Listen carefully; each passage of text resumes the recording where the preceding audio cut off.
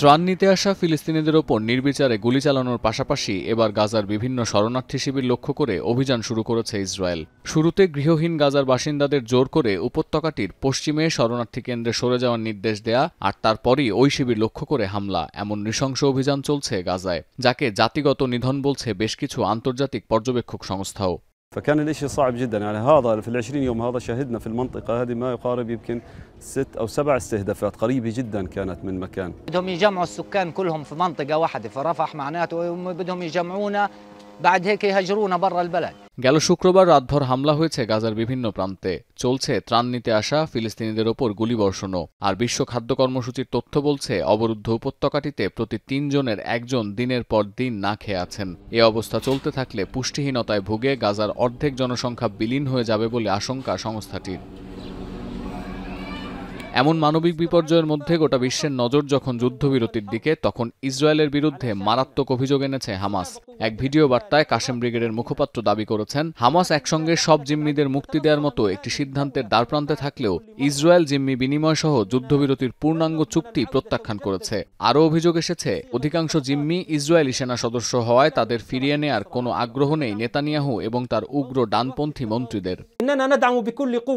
موقف الوفد التفاوضي للمقاومة الفلسطينية في المفاوضات غير المباشرة مع العدو، وإننا عرضنا مرارا خلال الأشهر الأخيرة عقد صفقة شاملة نسلم فيها كل أسر العدو دفعة واحدة। যদিও মার্কিন প্রেসিডেন্ট বলছেন ভিন্ন কথা। ট্রাম্পের দাবি, খুব দ্রুত সময়ের মধ্যে আরও 10 জিম্মিকে মুক্তি দেবে হামাস। তবে কোন পক্ষের সঙ্গে আলোচনার ভিত্তিতে এই মন্তব্য করেছেন তিনি তা স্পষ্ট হচ্ছে না। Gaza we got most of the hostages back. We're going to have another 10 coming very shortly, and we hope to have that finished pretty quickly. And Steve Witkoff has been fantastic. He's done a great job in that.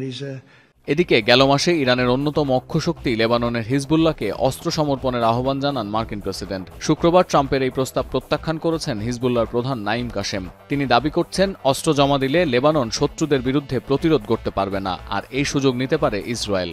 সাফ জানিয়েছেন, কোনো অবস্থাতেই ইসরায়েলের কাছে আত্মসমর্পণ করবে না Lebanon. এদিকে ফিলিস্তিনিদের ওপর ইসরায়েলি আগ্রাসনের প্রতিবাদে দেশটিতে মিসাইল হামলা অব্যাহত রেখেছে ইয়েমেনি হুতি যোদ্ধারা। শুক্রবার এমন বেশ কয়েকটি মিসাইল প্রতিহতের দাবি আইডিএফের। পাশাপাশি গাজাবাসীর প্রতি সংহতি জানিয়ে প্রতি সপ্তাহের মতো শুক্রবারও বিক্ষোভ করেছেন ইয়েমেনিরা। এ সময় স্লোগানে এক টুকরো ফিলিস্তিনে পরিণত হয় রাজধানী সানা। সতীর্থ কর্মকার, এখন বিশ্ব।